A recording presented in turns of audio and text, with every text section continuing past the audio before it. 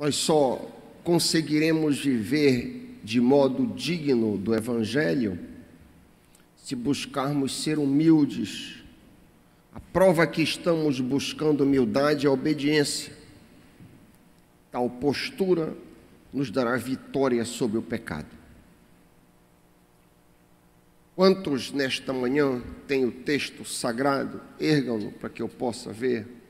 Ótimo. Nós vamos continuar o exame desta sessão. Filipenses 2, versículos 12 e 13. Vamos, eu leio a partir da ARA, você pode acompanhar na sua tradução. Filipenses 2, 12 e 13, acompanha comigo na tua tradução.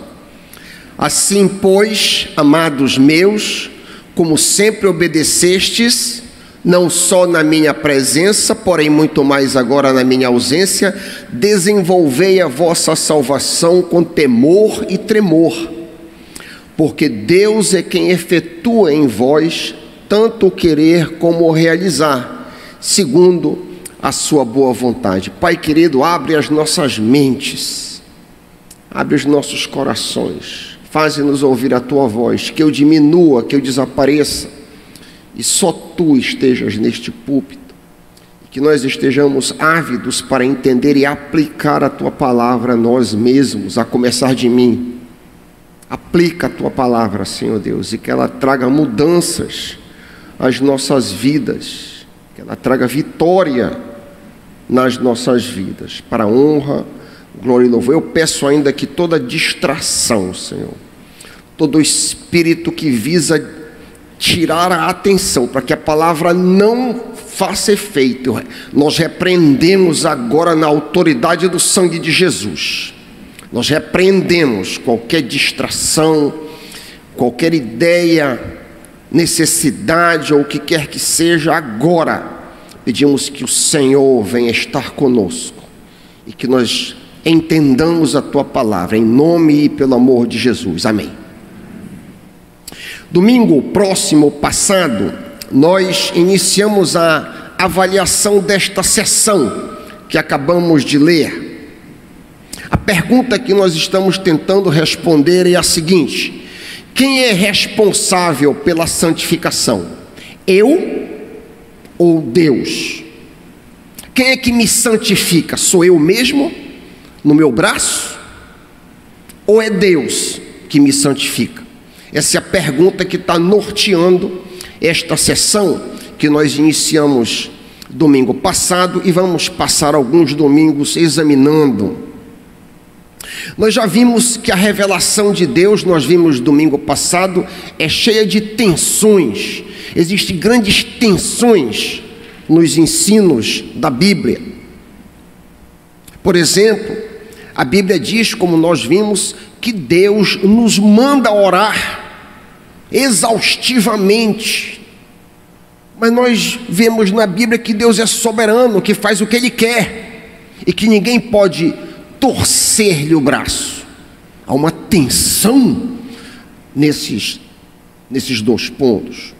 Um outro exemplo de tensão é a famosa doutrina da perseverança dos santos, de que não se perde a salvação. Um outro grande exemplo. Por um lado, nós lemos, por exemplo, em Efésios 1, 13 e 14, eu leio na NVT, vocês também ouviram a verdade, as boas novas da salvação, e quando creram em Cristo, Ele colocou sobre vocês o selo do Espírito Santo que havia prometido, o Espírito que é a garantia da vossa herança até o dia em que Deus nos resgatará com sua propriedade. Garantia, está firme, está selado. No mesmo diapasão, vários textos ensinam a mesma coisa, a segurança da salvação.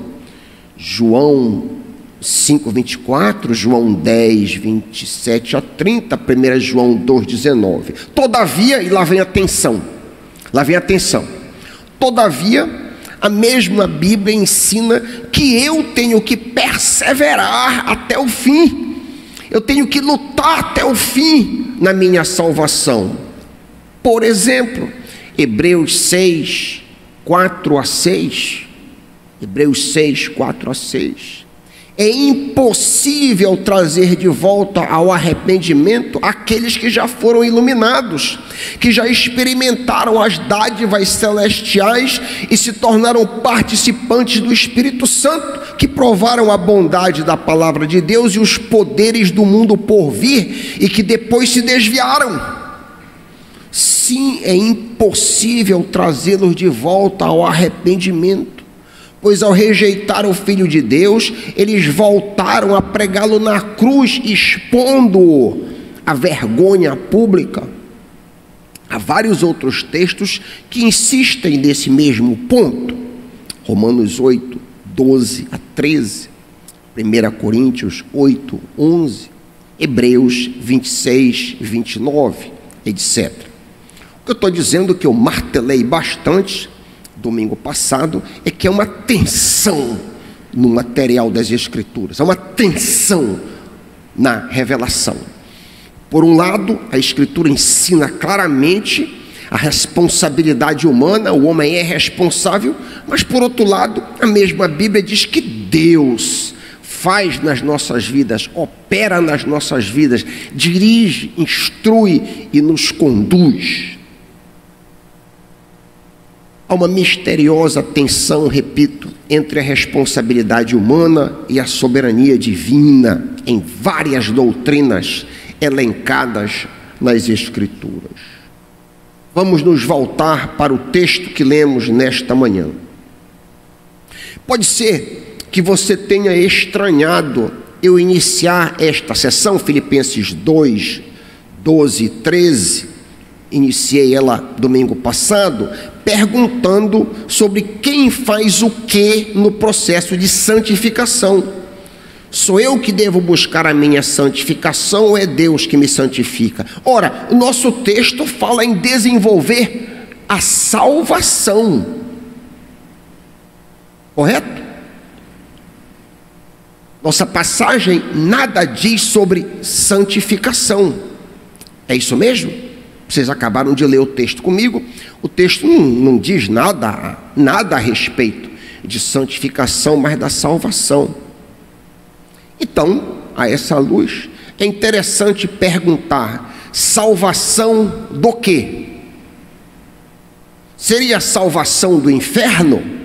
Ou seja, seria a salvação para, ao findar da minha vida, eu ir para o céu? É isso que o texto está dizendo? Isso é uma pergunta. Observe cuidadosamente o texto.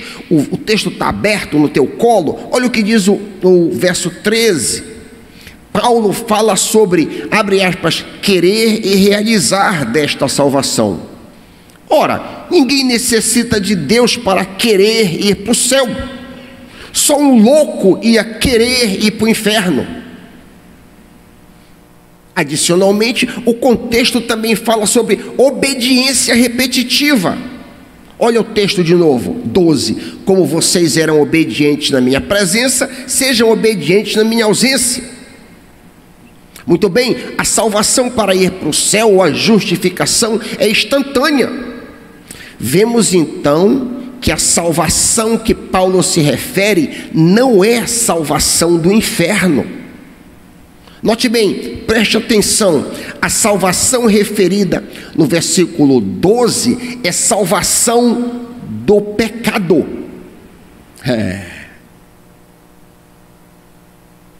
É ser salvo do pecado, e não ser salvo para ir para o céu.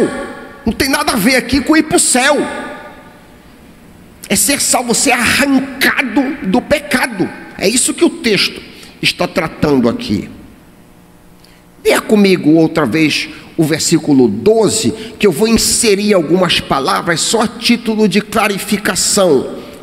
Leia comigo o versículo 12 de novo. Assim, pois, amados meus, como sempre obedecestes no passado, eu estou dizendo, não só na minha presença, quando eu estava com vocês, porém, muito mais agora na minha ausência, devido a eu estar preso em Roma. Desenvolvei a vossa salvação do pecado com tremor e temor. Eu inseri as palavras para ficar bem claro. Alguém tem a NVT aqui, por acaso? Alguém tem a nova?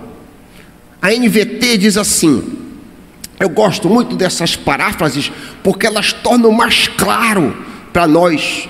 Eu não faço meu sermão baseado em paráfrase, mas a paráfrase ajuda muito a gente a captar o sentido. A NVT diz assim: quando eu estava aí, meus amados, vocês sempre seguiam as minhas instruções. Agora que eu estou longe, é ainda mais importante que façam. Olha essa paráfrase: trabalhem com afinco a sua salvação do pecado, obedecendo a Deus com reverência e temor. Muito claro. Alguém tem a NBV, a Nova Bíblia Viva? Quero recomendar também os queridos a NBV, muito boa, a Nova Bíblia Viva, para ter em casa. Eu tenho várias traduções, paráfrases, eu gosto de comparar. Elucida muito, ajuda muito. Olha como a NBV parafraseia o versículo 12. Amados, quando eu estava aí em Filipos, eu estou inserindo algumas coisas também, vocês eram sempre muito cuidadosos em seguir as minhas instruções. Agora que eu estou longe, em Roma, vocês devem ser ainda mais cuidadosos em fazer coisas boas que resultam do fato de sermos salvos. Resultam. Obedecendo a Deus com profunda reverência e temor. É óbvio que esta salvação não se refere a céu e inferno. É óbvio que esta salvação não é salvação pós-mortem. Resumindo a parte C do verso 12: você trabalhe com afinco a sua santificação, para usar um outro termo, obedecendo sempre a Deus com temor e tremor. Como fazer isso? Como pastor Raik, eu posso desenvolver a minha salvação do pecado? O que devo fazer para me santificar?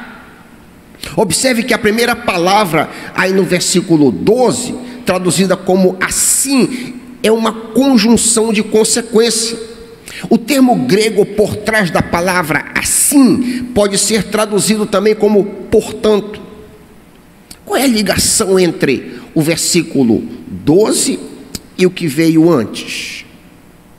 O versículo 12 está conectado à humilhação e exaltação de Cristo, como nós trabalhamos exaustivamente aqui. Fizemos 8 exposições em cima dessa sessão. Lá, nessa grande sessão, a exaltação e a humilhação de Cristo, nós aprendemos no final que todo joelho será dobrado diante do Rei Jesus. Todo joelho será humilhado diante dele, querendo ou não. À luz deste fato, diz Paulo, desenvolva a sua salvação, trabalhe na sua santificação com tremor e temor. É juiz, é rei, todo mundo vai estar dobrado diante dele. Portanto, com temor e tremor se santifique. É o que ele está dizendo. Ser santificado ou ser salvo do pecado é um chamado seríssimo. Todos nós já ouvimos falar dos 3 clássicos P's: salvação da pena do pecado, do poder do pecado e da presença do pecado. No passado, Jesus nos salvou na cruz da pena do pecado. No presente, quando eu recebo Ele como meu Senhor e Salvador, eu sou salvo do poder do pecado. E no futuro, pós-morte, eu serei salvo da presença do pecado. Isso é o clássico PPP, que todo mundo aprende na igreja muito rapidamente. Aqueles que prestam atenção nas pregações, obviamente, né? O que nos interessa nesta manhã, o que interessa para ti e para mim é o seguinte: a minha salvação presente, o segundo P, a minha salvação aqui aqui e agora envolve um esforço meu em colaboração com Deus, que efetua em mim tanto o querer como o realizar. O meu esforço, a minha parte, a minha diligência faz toda a diferença. E agora se prepare, aperte o cinto para não cair. Talvez você nunca tenha ouvido isso. Eu serei tão santo quanto eu quiser. Eita, não é Deus que efetua o querer e o realizar? É verdade que é Deus, mas do lado humano, eu serei tão santo quanto eu quiser. Eu tenho batido reiteradas vezes no fato que tanto a minha responsabilidade quanto a ação divina, ambas devem ser vistas como igualmente importantes. Tudo depende de mim e misteriosamente tudo depende do Senhor. É igualmente, não é menos importante uma da outra. Elas são igualmente reais. Se isso é verdade, você não pode usar desculpas esfarrapadas para não envidar todas as suas energias no cumprimento das ordens do Senhor na obediência. A minha santificação se dá em meio a uma batalha diária contra os inimigos de minha alma. Eu só desenvolverei a minha salvação do pecado se eu envidar todos os esforços. Eu queria que tu lesses um texto misterioso. Deixa um dedo aí em Filipenses. Olha que texto misterioso, pouco conhecido, embora no Evangelho. Mateus 11:12. Olha que texto. Que texto que tende a causar perplexidade nessa questão da responsabilidade humana. Mateus 11:12. Mateus 11:12. Desde os dias de João Batista até agora, o reino dos céus sofre violência, e os que usam de força se apoderam dele. Eita, que coisa mais misteriosa, hein? O reino sofre violência, e os que ganham esse reino o ganham pela força. Olha o texto paralelo comigo. Vai para Lucas, vai um pouquinho adiante. Vai para Lucas 16:16 comigo. Lucas 16:16. É o mesmo texto, numa versão diferente. A lei e os profetas duraram até João. Desde esse tempo, o evangelho do reino de Deus vem sendo anunciado, e todos agora se esforçam para entrar nele. Há uma luta do nosso lado. Mas pastor Raik, não é Deus que faz? Sim, mas eu também. Eu preciso lutar com todas as minhas forças. Eu preciso lutar com violência. O meu avanço em santificação necessita de tremenda força. Eu só desenvolverei a minha salvação se eu empregar todas as minhas energias, todos os meus sentidos e vigilância e oração. Você e eu estamos convocados para essa luta, estamos alistados no exército de Cristo. A violenta conquista da terra de Canaã era uma metáfora física da conquista da Canaã celestial. A luta dos israelitas contra os seus inimigos físicos é uma imagem da luta nossa contra os nossos inimigos espirituais, a saber, o diabo, a carne e o sistema caído do presente século.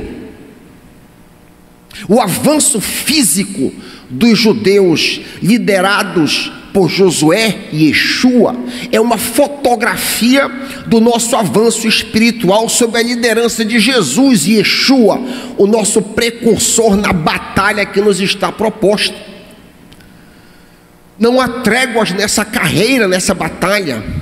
O mundo com seus apelos, a carne com suas paixões e o diabo com suas tentações guerreiam continuamente contra meu espírito. Uma atitude displicente e relaxada diante desses três grandes inimigos nos levará a derrotas contínuas. Se eu não for resoluto, marque as minhas palavras, se eu não for resoluto, eu não poderei vencer a fofoca, a malícia, a ociosidade, a ira, a covardice, a murmuração, a pornografia, a mentira, a vaidade, a discórdia, a ansiedade, a preguiça, a impureza, o ciúme, a incredulidade, a glutonaria, a inveja, a lascívia, a insensatez, o orgulho, a ingratidão, a avareza, a melancolia, a cólera, a falsidade e inúmeras outras corrupções da nossa carne. A nossa carne é corrupta, e se eu ficar numa atitude relaxada, eu não vou ganhar. Faz sentido, meus irmãos? Aqueles que entendem, digam amém. A necessidade de um alerta permanente, tal qual um soldado em um campo de batalha. Jesus não nos mandou apenas orar, ele disse: orai e vigiai. Vigiai. O diabo anda ao nosso derredor, tentando nos tragar a cada segundo.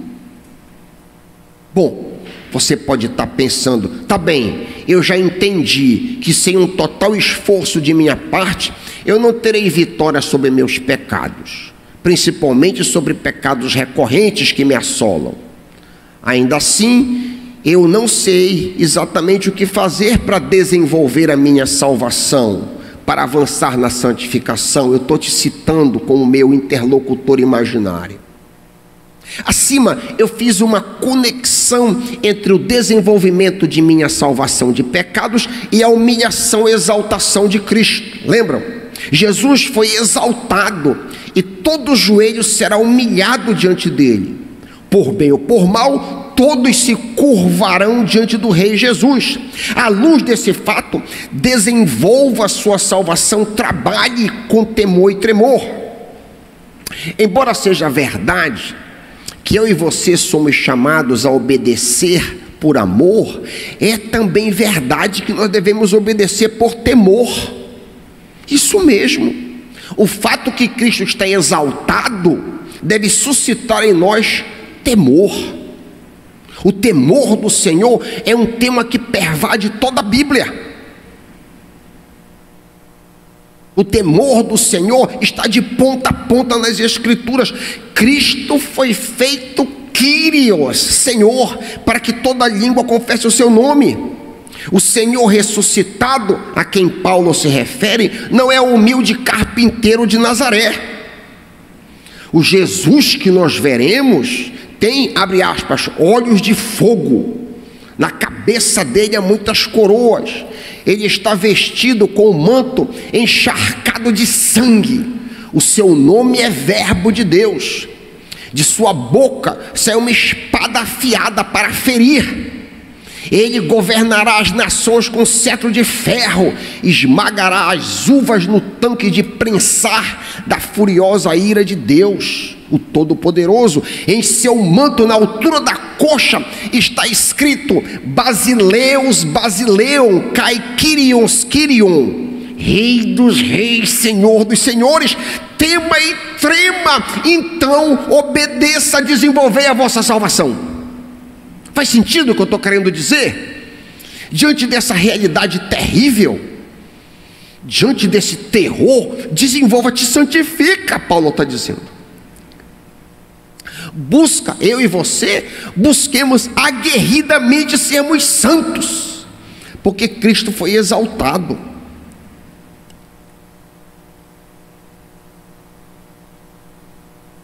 Ok, Paulo, qual a primeira e mais importante obediência que eu devo buscar? Olha no versículo 5 comigo, bate os olhos um pouco acima. Olha no versículo 5. Tenha o mesmo sentimento que houve em Cristo Jesus. Aqui é o beabá, aqui é o rudimento, aqui é o mais elementar, aqui é o começo. Tenha o mesmo sentimento. Eu sou chamado a ser humilde, como Jesus foi humilde. Eu sou chamado a me humilhar, como Jesus se humilhou. Se eu não obedeço esse primeiro degrau, eu não avançarei na escada da vitória. Agora eu quero falar contigo, com você, que porventura tem genuinamente tentado vitória sobre algum pecado que parece invencível. Eu sei que eu não estou falando com muitos aqui. Estava conversando no colegiado e o Cláudio disse uma coisa que pode muito bem ser uma grande verdade. Muitos vêm para a igreja, mas não tem interesse nenhum em vitória. Acha bacana vir para a igreja, um ar-condicionado e tal, encontra os irmãos, mas não está interessado em vitória. Eu penso que em grande medida nós temos um público grande deste tipo que não tem interesse nenhum na vitória. Mas eu quero falar com aqueles que estão interessados em ter vitória, aqueles genuinamente desejosos de ter vitória. Você que me ouve, você tem lutado com todas as forças para vencer, digamos, a fofoca, a ira, a ansiedade, a murmuração, a pornografia, mas não tem conseguido? Reitero a pergunta: tu tens tentado diligentemente obter vitória sobre algum pecado, porém parece impossível vencê-lo? Tu já oraste, tu já jejuaste, tu já confessaste, tu já memorizaste textos bíblicos, tu buscastes ajuda com conselheiros, contudo não há resultado. Eu estou falando aqui com os comprometidos. De fato e de verdade, tu tens te esmerado, mas até agora sem sucesso. Muito provavelmente, marca as minhas palavras, tu não estás recebendo a ajuda, a graça que tu precisas. Por que razão, pastor? Porque tu não estás obedecendo aquilo que é mais importante. E o que seria o mais importante na vitória contra todos os pecados? Nada é dito de forma específica sobre Deus ajudar quem jejua, quem confessa, quem memoriza versículo, quem faz votos de virada de ano, etc. Porém é dito que Deus dá vitória sobre o pecado a quem é humilde. Eita! Olha aqui a chave do sucesso. Olha aqui. Isso é dito explicitamente em Tiago 4:6, parte B. Tiago 6, a parte B do verso. Texto conhecidíssimo de vocês. Deus, Tiago 4, versículo 6b, tá certo? Então, tem gente querendo me corrigir. Geralmente eu estou errado quando eu dou a referência. Domingo passado eu estava errado quando eu dei aquela referência de 1 Coríntios. Eu disse 9:10, era 15, 9:10. Aqui eu penso que é Tiago 4, 6, parte B. Deus resiste o soberbo, mas empurra o humilde. Em outras palavras, Deus impede o orgulhoso de ter vitória, mas dá força ao humilde no momento da tentação. Ou ainda, o Senhor bloqueia o esforço do arrogante, mas empurra para frente o humilde. Estou usando um pleonasmo aqui. Imagina o seguinte: em nossas lutas contra o pecado, nós já temos terríveis inimigos. A carne, o diabo e o mundo. O mundo é o circo armado aí. O mundo é, quando a gente liga a televisão, aqueles que têm televisão e que vê vídeo, esse é o mundo, é o circo, os apelos. Isso aí está contra nós. A carne, nós mesmos, estamos contra nós.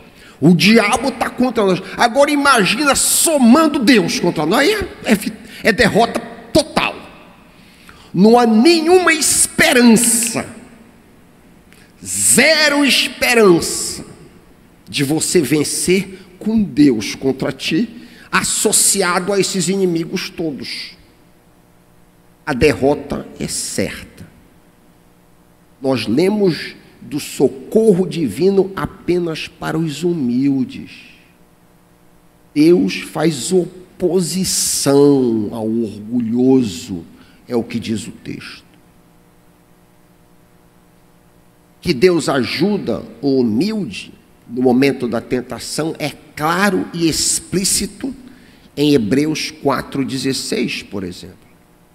Um texto preciosíssimo. Hebreus 4,16. Marca esse texto na tua Bíblia. Olha que texto precioso. Hebreus, 4º capítulo, 16º versículo. Acompanha comigo a leitura. Aproximemo-nos do trono da graça com confiança, a fim de recebermos misericórdia, perdão de pecado, mas mais ainda, e encontrarmos graça para quê? Para ajuda no momento oportuno, para receber o empurrão na hora que eu estou precisando. O apóstolo Pedro, no mesmo diapasão, em 1 Pedro 5, 5 e 6, falando sobre a necessidade de eu estar humilde para receber a graça do Senhor, diz: vocês, mais jovens, aceitem a autoridade dos presbíteros. Eu estou lendo 1 Pedro 5, 5 e 6, espero que a minha referência esteja certa. E todos, não apenas os jovens, todos vistam-se de humildade no relacionamento uns com os outros, pois Deus se opõe, o que poderia ser mais claro? Deus se opõe aos orgulhosos, mas concede graça, concede ajuda aos humildes. Consequentemente, humilhem-se sob o grande poder de Deus e no tempo certo Ele vos exaltará sobre o pecado. Exaltar sobre o pecado. É claro que Deus pode te exaltar de outras formas. É muito popular essa exaltação em igrejas neopentecostais, que Deus vai te exaltar com uma vitória sobre o concurso público, uma vitória sobre uma doença, uma vitória sobre o relacionamento opressivo, e tudo isso é verdade. Deus pode fazer, Deus pode te dar uma vitória, né? Mas Deus está interessado em te exaltar sobre o pecado, meu irmão. Deus está interessado em te dar vitória por cima do pecado. Deus quer te ver triunfando por cima do pecado. É muito mais importante para Deus a tua vitória sobre o pecado do que a tua vitória sobre uma doença, por exemplo. É muito mais importante para Deus a tua vitória sobre o pecado do que a vitória de entrar num cargo público, por mais importante que isso seja.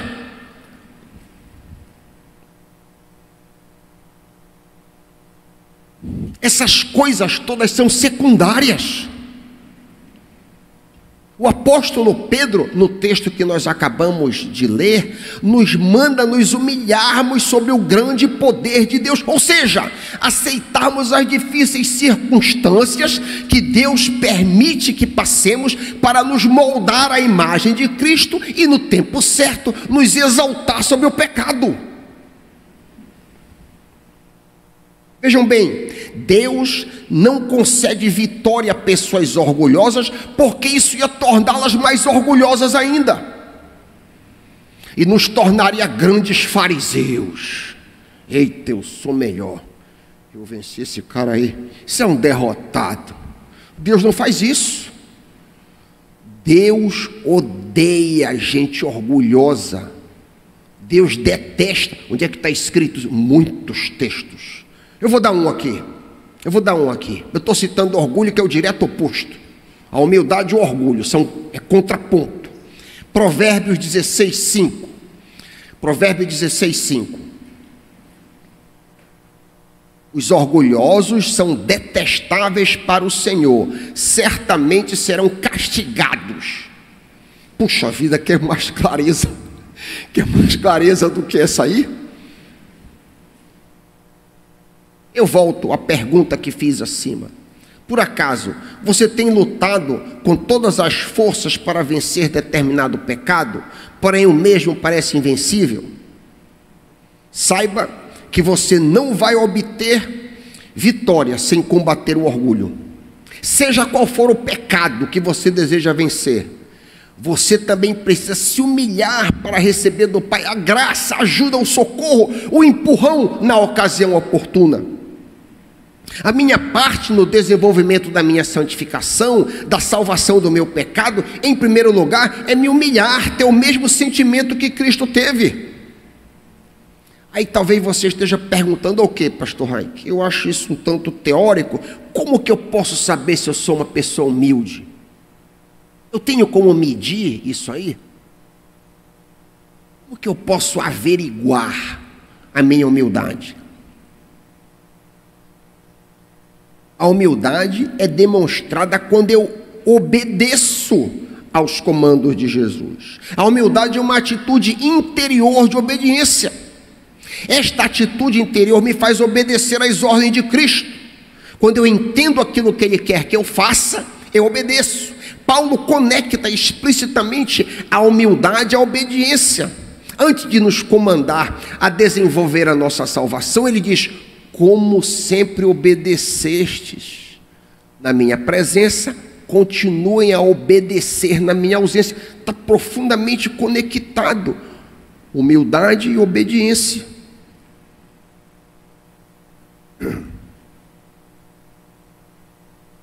Eu quero um exemplo bem pertinente para eu obedecer.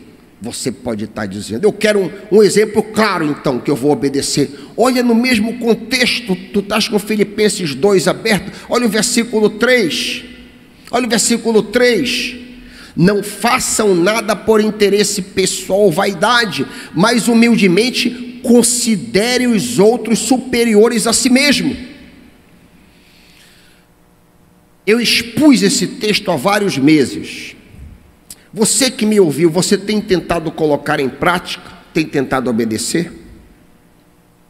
Você que me ouviu quando a gente trabalhou esta sessão, você tem tentado obedecer? Não é fácil considerar no coração todo mundo mais importante, todas as pessoas superiores a nós mesmos.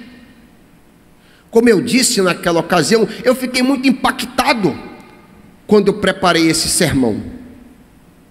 Eu acabei escrevendo no pé do visor do meu computador. Eu já tenho algumas coisas que estão escritas, que eu posso ver todo dia. Escrito, no pé está pregado assim. Um deles é: me enche do teu Espírito Santo. Está escrito lá. E está escrito, eu coloquei, depois que eu preparei esse sermão, eu coloquei lá. Eu acabei colocando: abre, todos sejam, coloquei um sinal de mais, importantes, ponto em vírgula, Filipenses 2:3. Isso aqui é uma luta. Isso aqui é uma luta. No dia a dia, eu tenho sido confrontado quando eu lido, por exemplo, com um porteiro, ao passar por um desconhecido na rua, ao pagar a conta num caixa de supermercado, ao receber um amigo meu aqui no gabinete, ao encontrar uma pessoa conhecida na igreja, enfim, de tentar ver todas as pessoas que eu encontro como mais importantes do que eu no meu coração. Não é fácil isso. Eu acho muito difícil isso. Você, por exemplo, que tem empregados, você que passa por um mendigo na rua, por exemplo, e você olhar no seu coração, essa pessoa é mais importante do que eu. Ou como Paulo, é Paulo que diz, não sou eu que digo isso não. Essa pessoa é superior a mim. Foi isso que Jesus fez. Foi exatamente essa postura de Jesus. O rei dos reis pegou os brigãos dos pescadores e foi lavar o pé como escravo, considerando eles mais importantes. E aqui está a raiz da humildade. Se você conseguir avançar, eu tenho lutado por isso, eu tenho lutado com unhas e dentes para isso. Se você conseguir avançar nessa direção, meu irmão, você vai ver a graça despejada na sua vida e vai ser vitórias. É vitória por cima do pecado que não acaba mais. Está aqui a chave. Considera os outros superiores, diz Paulo, como Jesus fez. Essa não é a única maneira de eu me aferir. Nós vamos, na nossa caminhada mais à frente, Paulo dá uma outra dica muito boa para a gente se testar na nossa humildade. Fazei tudo sem reclamação e briga. Ele diz logo embaixo, no versículo 14: fazei tudo sem murmuração nem contenda. O crente não é para estar reclamando nunca. O crente é para glorificar. Deu errado, glória a Deus. Deu certo, glória a Deus. Estou doente, glória a Deus. Deus vai ter um plano nisso aqui para mim. Estou sadio, glória a Deus. O crente é para glorificar sempre. Quando a gente murmura, a gente está exaltando Satanás. Quando a gente murmura, não dá, você está dizendo que Deus não está no controle da situação. Você está dando glória ao diabo. Por isso que o crente tem que glorificar. A minha filha desceu lá para a UTI, eu não sei o que está acontecendo, mas glória a Deus. Deus vai fazer essa situação na UTI da Jane lá em São Paulo, de alguma maneira, para a glória dele, eu não sei como. Mas o crente tem que viver assim, meus irmãos. Não é reclamando, murmurando, não dá, está ruim, não presta, o que é isso? E uma outra coisa também, sem murmuração nem contenda. O crente não é para brigar. O crente não é para estar brigando com ninguém. A nossa luta é contra os principados e potestades. Não é para estar brigando, discutindo, batendo boca, jamais, jamais. Não, que meu irmão? O irmão tem razão. Nós não devemos estar engajados em contenda, em briga, não. Fazei tudo, diz o texto, sem murmuração ou contenda. Marca de um homem humilde. Está aqui as marcas de um homem humilde. Você quer ter vitória sobre o seu pecado? Está aqui a chave. Começa lá embaixo, no primeiro piso, para que você receba a graça em ocasião oportuna. Amém? Antes de você dizer aquela fofoca, você recebe a graça. Antes de você clicar no site pornográfico, você recebe a graça. Porque você está humilhado diante do Senhor. E Ele te exaltará na ocasião oportuna, em nome de Jesus, amém.